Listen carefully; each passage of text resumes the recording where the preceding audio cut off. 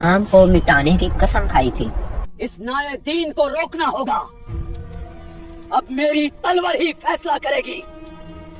लेकिन जब खुदा ने उसके दिल के दरवाजे खोले तो वही इस्लाम की सबसे मजबूत डाल बन गया।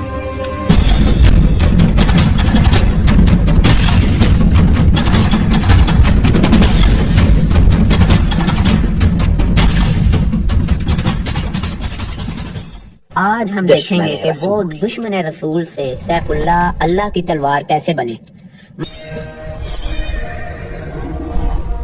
मक्का में खालिद बिन वलीद का खानदान अपनी बहादुरी के लिए मशहूर था, लेकिन खालिद बिन वलीद के दिल में एक तूफान बरपा था। मैं इतनी देर तक हक से कैसे अनजान रह गया। जिन पत्थर के बुतों के लिए मैं लड़ता रहा, वो तो अपनी हिफाजत भी नहीं कर सकते। मैं इतनी देर हकीकत से अनजान कैसे रहा। सच बिल्कुल मेरे सामने था, लेकिन मेरी आंखें बंद रही। खालिद बिन वलीद को मदीना से खत आया जो उनके भाई वलीद बिन वलीद ने भेजा था। ये खत कहाँ से आया है हुजूर? ये खत मदीना से आया है जो आपके भाई वालिद बिन वालिद ने भेजा है। खालिद, कब तक तुम इस्लाम से अनजान रहोगे? नबी पाक ने तुम्हारा पूछा है और फरमाया है कि खालिद जैसा अकालमंद इंसान इस्लाम से कैसे अनजान रह गया। मोहम्मद मेरा क्यों पूछ रहे हैं? मैंने तो उन्हें बहुत नुकसान पहुंचाया है। मेरा दिल अंदर ही अंदर जल रहा है। मैं क्या करूं? मैंने मुसलमानों को कितने दुख दिए हैं। हर बार उन्हें नुकसान पहुंचाने की कोशिश की। सबसे बड़ा जख्म ग़ज़वा उहद का है, जब मेरी एक चालाकी ने पूरी जंग का रुख बदल दिया था। वो पीछे से किया गया हमला जिसकी वजह से मुसलमानों को इतनी बड़ी मुसीबत और तकलीफ का सामना करना पड़ा। मगर फिर भी मेरे इतने जुल्म के बावजूद उनके दिलों में मेरे लिए इतनी मोहब्बत। क्या ये है इस्लाम के अखलाक जो अपने दुश्मन को भी माफ कर देता है? ये खत ने चिंगारी को शोला बना दिया। जब खालिद बिन वलीद ने खत पढ़ा तो इन्होंने अपने दोस्त इक्रिमा और अबू सुफियान से कहा, अबू सुफियान, हक मुझ पर वज़े हो चुका है। मोहम्मद सल्लल्लाहु अलैहि वसल्लम का मुझ जैसे दुश्मन को याद करना कोई मामूली बात नहीं। तो तुम्हारा क्या इरादा है खालिद?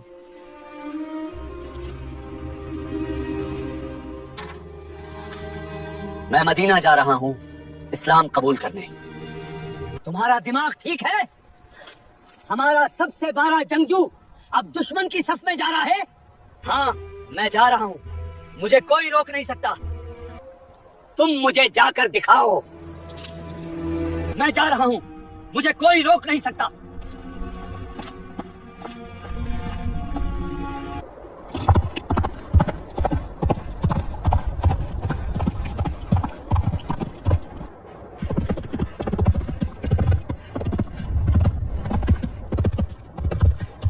मैंने मुसलमानों को बहुत नुकसान पहुंचाया है। क्या मेरे लिए भी माफी होगी इस सुनसान सहरा में? ये दो मुसाफिर कौन हो सकते हैं? खालिद बिन वलीद मक्का से निकले और रास्ते में उन्हें अरब के दो और जंगजू मिले, अमर बिन आस और उस्मान बिन तलहा रज़ियल्लाहु ताला अन्हु। अमर, इतनी जल्दी में कहाँ जा रहे हो? मैं मदीना जा रहा हूँ इस्लाम कबूल करने। तुम्हारा इरादा भी वही है जो मेरे दिल में है। वल्लाह, मैं भी वहां ही जा रहा हूँ।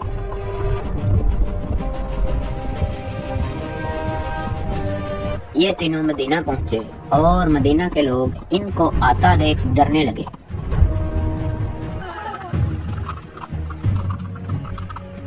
खालिद बिन वलीद नबी करीम सल्लल्लाहु अलैहि वसल्लम की बारगाह में हाजिर हुए। या रसूल अल्लाह, मेरे गुनाह बहुत ज्यादा हैं, क्या अल्लाह मुझे माफ फरमा देगा?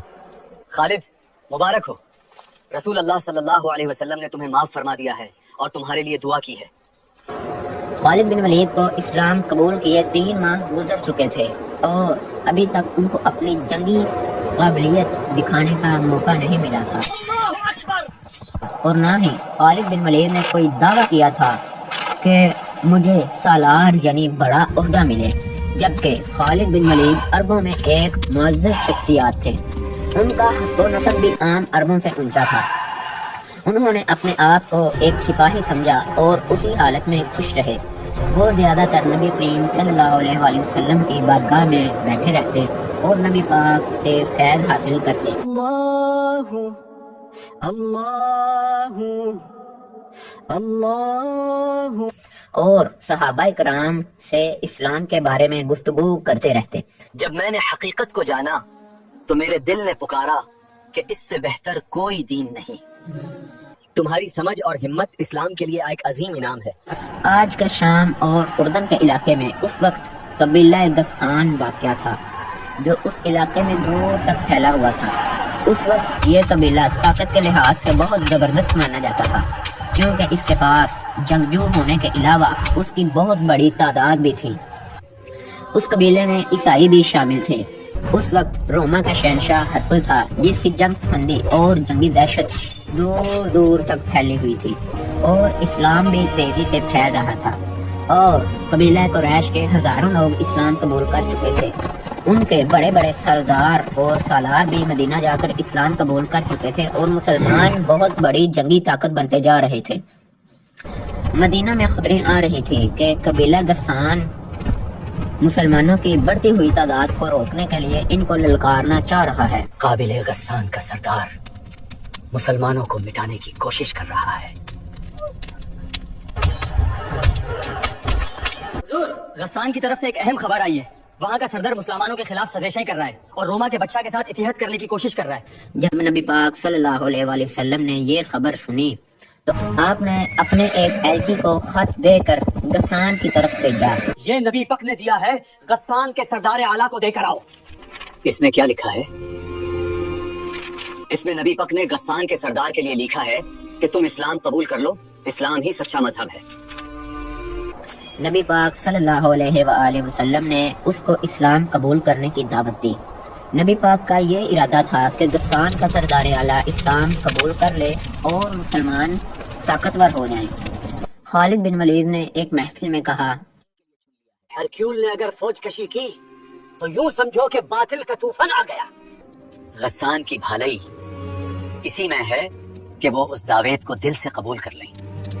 اگر وہ نہیں کرے گا تو وہ ہمیشہ کے لیے اس ہرکل کا غلام بن جائے گا۔ اس وقت ہرکل قبیلہ غسان میں داخل ہو چکا تھا جس کی فوج کی تعداد 1,00,000 تھی۔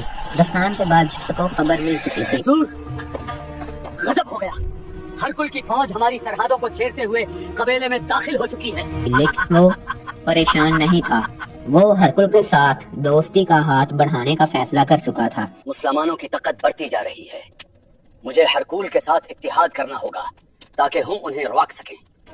نبی کریم صلی اللہ علیہ وآلہ وسلم کا ایلچی بصرہ کو جا رہا تھا کیونکہ غسان کا دارالحکومت بصرہ تھا۔ ایلچی کے ساتھ 3 محافظ اور بھی تھے۔ بڑے لمبے سفر کے بعد ایلچی موتا پہنچا اور تھوڑا آرام کرنے کے لیے اس نے وہاں پڑاؤ کیا۔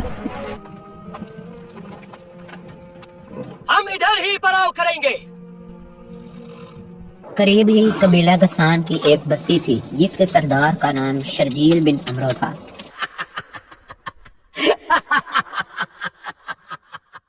ادھر قریب ہی چند اجنبی لوگوں نے اپنا پڑاؤ کیا ہوا ہے۔ کون لوگ ہیں وہ؟ کہاں سے آئے ہیں؟ جاؤ فوراً ان چاروں کو پکڑ کر میرے پاس حاضر کرو، میں خود ان سے سوال کروں گا۔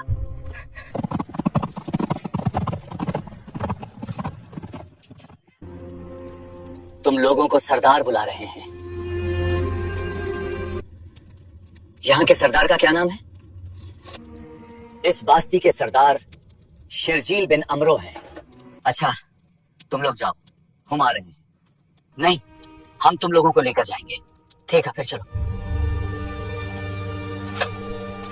رکو مت، پورا زور لگاؤ، ہم باستی کے پاس ہیں۔ تم کون ہو اور کہاں جا رہے ہو؟ میں مدینہ کا ایلچی ہوں اور بصرہ جا رہا ہوں اللہ کے رسول کا پیغام تمہارے سردار اعلیٰ تک پہنچانے۔ کیا تم قبیلہ قریش کے محمد کی بات کر رہے ہو؟ پیغام کیا ہے؟ پیغام یہ ہے کہ تم اسلام قبول کر لو جو کہ سچا مذہب ہے۔ کیا تمہیں لگتا ہے کہ میں اپنے سردار اعلیٰ اور مذہب کی توہین برداشت کر لوں گا؟ اگر تم زندہ رہنا چاہتے ہو تو واپس چلے جاؤ۔ میں اپنے رسول کے حکام سے ہٹ نہیں سکتا۔ اوہ، تو تم اپنے آقا کے حکم سے نہیں ہٹو گے۔ اس کو ختم کر دو.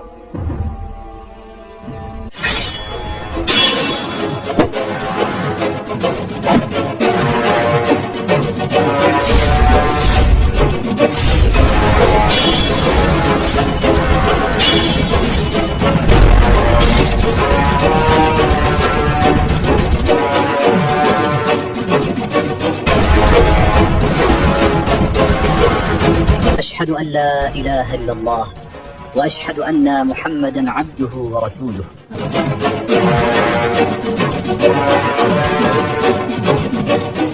ایلچی کے تینوں محافظ باہر تھے. جب انہوں نے شرجیل بن عمرو کو اندر سے آتے دیکھا تو یہ سمجھ گئے کہ انہوں نے ہمارے ایلچی کو قتل کر دیا ہے. تم اس کے ساتھی تھے. مجھے یقین ہے کہ تم اس کے بغیر آگے نہیں جاؤ گے. نہیں، بیگم اس کے پاس تھا. جاؤ واپس لوٹ جاؤ اور محمد سے کہنا کہ ہم اپنے قبیلے اور عقیدے کی توہین برداشت نہیں کیا کرتے. تاکہ قاسم، ہم اپنے مہمان کے ساتھ یہ سلوک نہیں کیا کرتے. مہمان نوازی کی وجہ سے تمہاری جان بخشش رہا ہوں. واپس چلے جاؤ ورنہ زندہ نہیں بچوں گے.